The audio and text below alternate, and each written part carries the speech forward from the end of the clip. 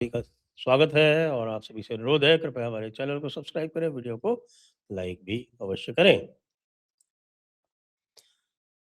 जैसा कि आपको ज्ञात ही होगा कि रफ़ाल की 114 रफ़ाल की डील अब क्लियर हो गई है। इस डील के क्लियर होने के 3 स्टेप्स होते हैं। तो 3 क्या स्टेप्स तो और भी होते हैं, बहुत लंबा समय लगता है इसमें, लेकिन एक बार जब ये रिकमेंड होके आ जाती है इस केस में एयर फोर्स से, उसके बाद एक डिफेंस प्रोक्योरमेंट बोर्ड है और defence procurement board defence secretary की अध्यक्षता में होता है। उस डिफेंस प्रोक्योरमेंट बोर्ड ने कल रफाल डील को अप्रूव कर दिया, 114 रफाल। और अब जाएगी ये डिफेंस एक्विजिशन काउंसिल में, जिसके चेयरमैन डिफेंस मिनिस्टर होते हैं, रक्षा मंत्री। और उसके बाद ये जाएगी cabinet committee for security, CCS में। तो ये अब आप ये समझिए कि ये कुछ ही दिनों का अब प्रश्न रह गया है। लेकिन मजे की बात ये है कि भाई पाकिस्तान को तो बिल्कुल एक जैसे लग गया है एक 21 केवी का, बल्कि आज तो 550 केवी भी होता है, तो 550 केवी का करंट लग गया है। करंट लग गया उनको। क्या किया जाए और कैसे किया जाए, और JF-17 वो सारे के सारे उन्होंने देखिए पूरा एक इकोसिस्टम क्रिएट किया राइटर्स के साथ में। यानी राइटर्स के साथ में एक पेड प्रमोशन किया उन्होंने JF-17 का। और राइटर्स में तरह तरह के पाकिस्तानी राइटर्स ने, पाकिस्तानी कॉलमनिस्ट ने अलग अलग तरह के कॉलम लिखे।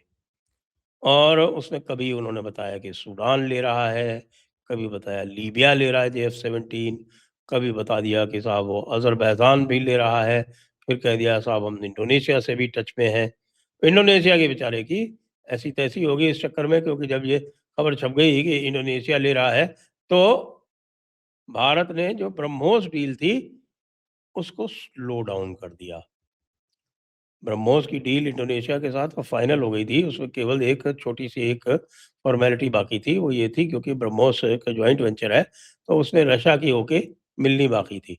तब तक पता चला कि उन्होंने बातचीत JF-17 के लिए बातचीत शुरू कर दी भाई लोगों से, ऐसा रिपोर्ट हुआ। हालाँकि इंडोनेशिया के कुछ सूत्र हैं, वो इसको डिनाई कर रहे हैं कि नहीं ये सब झूठ बात है।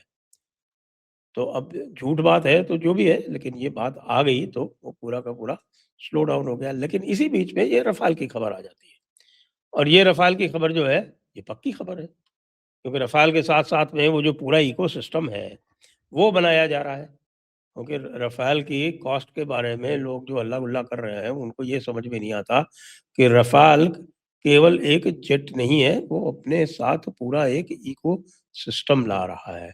उस इकोसिस्टम में इंजन प्रोडक्शन भी है। इंजन प्रोडक्शन के साथ-साथ वो जो सारा एवियोनिक्स जो है, उसका भी लोकल प्रोडक्शन है। यहाँ तक कि 80% जो है जेट वो यहीं बनेगा। पहले 18 आएँगे फ्लाई अवे अवे कंडीशन में, F4 वैरायटी जो हमारे पास अभी है, जो 36 हैं, वो F3 हैं।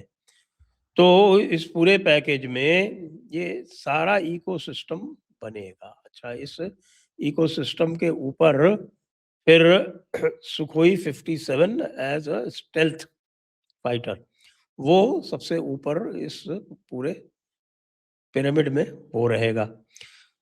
तो इसको देख के पाकिस्तान ने कहा कि अब क्या किया जाए? हमारा JF-17 रफ़ाल का मुकाबला तो नहीं कर सकता, तेजस का कर सकता है ज़्यादा से ज़्यादा। तो तेजस का भी मार्क 2 आने वाला है। मार्क 2 की फ्लाइट जो है अभी अगले महीने ही होने वाली है। तो मार्क 2 और मार्क 1 ए तो है ही प्रोडक्शन में। वो खाली जो इंजन की प्रॉब्लम है उसकी वजह से वो उसकी जो डिलीवरीज़ हैं वो डिले हो रही हैं। तो जैसे-जैसे इंजन्स आते जाएँगे वैसे-वैसे वो डिलीवर होते जाएँगे, उसमें कोई समस्या है नहीं। तो अब पाकिस्तान ने कहा कि भई हम भी कुछ करें। तो अब उन्होंने कहा कि साहब कि अब हम जो है भारत का ये जो रफ़ाल आ गया है, इस रफ़ाल को काउंटर करने के लिए हम जो है वो अब और 10 JF-10 सी जो है वो हम और लेंगे और साथ में हम स्टेल्थ फाइटर लेंगे JF-35। भाई तुम लेना, लेकिन ये बताओ पाकिस्तान वालों कि तुमने जब इतने सारे रफ़ाल गिरा लिए थे और ये रफ़ाल तुमने JF-17 से ही गिरा लिए थे या फिर ये तुम्हारे जो J-10C थे इनसे गिरा लिए थे, तो फिर तुमको क्या ज़रूरत है भाई इतने एक्सपेंसिव और जहाज़ लाने की? तुम्हारे तो सारा का सारा काम जो है वो परफेक्ट हो रखा है पहले से ही। ये अलग बात है कि हर दूसरे दिन बलोच जो हैं वो तुम्हारे किसी न किसी शहर पे कब्ज़ा कर लेते हैं। आज की खबर ये है कि बलोचों ने फरान शहर पे कब्ज़ा कर रखा है, बलूचिस्तान में। वो इस तरह से करते रहते हैं, वो एक शहर पे कब्ज़ा करेंगे, फिर 2-3 दिन कब्ज़ा दिखा के डेमोंस्ट्रेट करके और उसके बाद अपनी कैपेबिलिटी डेमोंस्ट्रेट करके फिर निकल जाते हैं। क्योंकि ऑक्यूपाई लंबे समय तक ऑक्यूपाई रखने की जो है उनके पास स्ट्रेंथ होती नहीं है, सो वो निकल जाते हैं। फिर उसके बाद फिर किसी दूसरी जगह कब्ज़ा कर लेते हैं। ये तब है जब पाकिस्तान ने कमिट कर रखा है यूएस को कि वो यहाँ से ट्रूप्स भी भेज सकता है। वो यहाँ से ट्रूप्स भेजेगा ईरान को हमला करने के लिए। ये बात ईरान ने कह दी है कि पाकिस्तान हमको धोखा दे रहा है और पाकिस्तान ने अपनी एयर स्पेस, अपनी टेरिटरी, लैंड टेरिटरी और अपनी जो वाटर्स हैं, वो तीनों के तीनों यूएस को मुहैया करा दिए हैं। लेकिन पाकिस्तान के जो ऑफिशियल्स हैं, वो डिनाई कर रहे हैं। लेकिन पाकिस्तान की बात पे तो आपको पता है दुनिया में कोई भी एतबार करता नहीं है।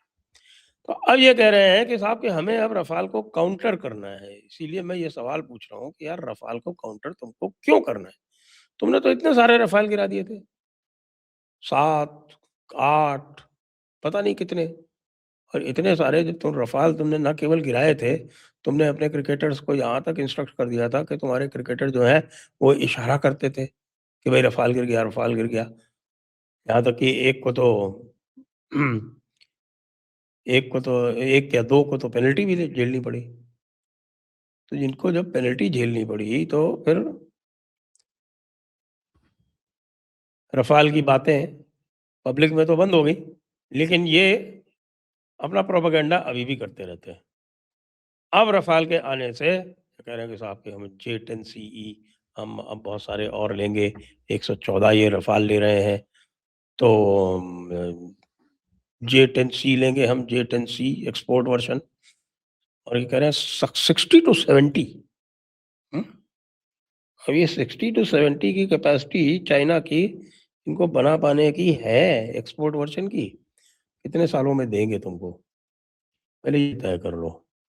उसके बाद ये कह रहे हो कि साहब कि हम 40 J-35 स्टेल्थ फाइटर्स लेंगे और ये पाकिस्तान का काउंटर होगा भारत के जो रफ़ाल का जो फ्लीट है उसके बढ़ने से। यानी रफ़ाल का डर तो बहुत है और रफ़ाल का डर इतना ज़्यादा है और रफ़ाल में जो अभी जो नई-नई जो मिसाइल्स लगेंगी इंक्लूडिंग मीटियोर मिसाइल्स जो उनकी है जिसका जो नो एस्केप ज़ोन ही 150 किलोमीटर का है। तो ये सब लगने के बाद में ये भाई लोगों को तो पीछे से ऑपरेट करना पड़ेगा। मेरे ख़्याल से पेशावर और क्वेटा के अलावा और कोई ऐसे बेस नहीं है जहाँ से ये लोग उड़ पाएँगे। लेकिन तुर्रा ये है कि भई रफ़ाल का खतरा हो गया, रफ़ाल का खतरा हो गया। उन रफ़ाल्स को जिनको आपने आसानी से गिरा लिया था वो खतरे आपको लगने लगे। यहीं पर इनका झूठ पकड़ा जाता है। बात ये है कि भई आप झूठ जो है आप चला सकते हो अखबारों में या एजेंसी से चलवा सकते हो। आपने राइटर्स से चलवा दिया, अब राइटर्स के जो भी सब्सक्राइबर्स हैं, उन्होंने उसको पिकअप कर लिया। दुनिया भर में बात फैल गई कि साहब JF-17 इतना तगड़ा फाइटर है कि दुनिया भर में उसकी डिमांड है। $15 बिलियन के JF-17 बेच देगी पाकिस्तान।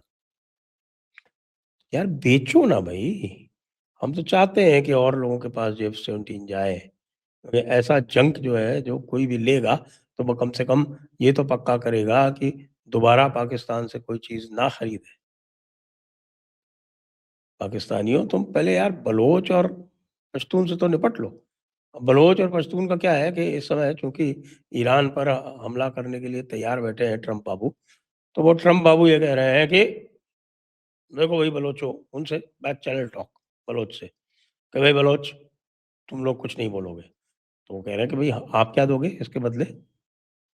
को उनको उनको थपकी दी कि कोई बात नहीं, तुम्हारी जो इंडिपेंडेंस है ना, ये निपट जाने दो, उसके बाद हम देख लेंगे। राल्फ पीटर्स ने एक मैप जारी किया था 2004 में, जिसमें एक फ्री बलूचिस्तान अलग से दिखाया था। कुछ एरियाज़ जो थे उन्होंने ईरान के अलग से दिखाए थे। अब उसको फैंसी कह लो और चाहे जो कुछ कह लो। लेकिन बलोच और पश्तून इस समय थोड़े बहुत शांत बैठे हैं और ऐसा अनुमान किया जा रहा है कि उनकी कोई अलग से अंडरस्टैंडिंग हो गई है अमेरिका से। अच्छी बात है। अगर वो अंडरस्टैंडिंग हुई है तो पाकिस्तान के लिए और भी चिंताजनक बात है। क्योंकि फिर तो पक्का हो गया कि बलूचिस्तान अलग जाएगा और पश्तूनिस्तान या जिसको केपी कहते हैं वो अलग जाएगा। और ऐसे में भाई लोग जो हैं वो भारत के रफ़ाल का और भारत में जो पूरा इकोसिस्टम डेवलप हो रहा है including engine, including MRO, including missile production, वो सबका पूरा का पूरा प्रतिकार वो केवल प्रोपेगेंडा से ही कर रहे हैं और कुछ नहीं है। ज़मीन पे कुछ नहीं है। केवल और केवल प्रोपेगेंडा। करो भई और थोड़ा प्रोपेगेंडा करो। हम भी देखेंगे, मज़े लेंगे। जय हिंद, जय भारत, वंदे मातरम।